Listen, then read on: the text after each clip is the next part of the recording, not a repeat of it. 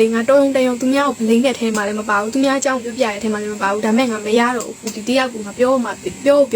မယ်ပေါ့နော်ကြည့်နေဒီမဲ့ကြည့်ဒီပုတ်ဆိုရင်လည်းကြည့်နော်နေကြလိုက်ပြန်ထားလိုက်ပါပဲမေ။ဘာနေနေကအမေတော့မလို့ထူမသိရင်တော့ तू ကအမေအိမ်ထဲမှာမဟုတ်အမေအိမ်ထဲဝေးတဲ့နေရာရောက်နေတာပေါ့ကြီးသူမျိုးပါကွာမြေပြအမေအိမ်ကမလို့ထူဆို तू ကတခြားအိမ်ရောက်နေတာမေအိမ်မှာပဲမဟုတ်ဘူးအဲ့လိုမျိုးပုံနေပေါ့ကြီးဒီကနေ့ကြောက်ဘာမှမဟုတ်ဘူးမေအိမ်မှာပဲဒီကငါရောငါမရောသူတို့မိသားစုတစုလုံးအကုန်လုံးတူနေကြဒီအဲ့ဒါကိုတရားကြည့်အောင်ရုပ်ကလည်းလေငါမှငါမပြောချင်တော့ငါကြည့်နေရတယ်သူခုဘာလုပ်နေလဲဆိုတာနင်တို့ငါလိုက်ပြမယ်ကြည့်နေဒီကြည့်တဲ့ဒီကြည့်ဖတ်ကြည့်လောက်ပြောင်း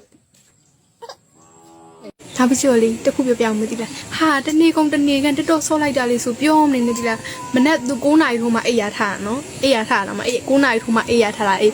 9နာရီကနေ3နာရီခွဲ4နာရီထိတက်တော့ဆော့တာဒီလားငါ့ဟိုကတက်တော့ဆော့ရဲပြောတာ तू ကအမှန်တိုင်းပြောရင် तू ကက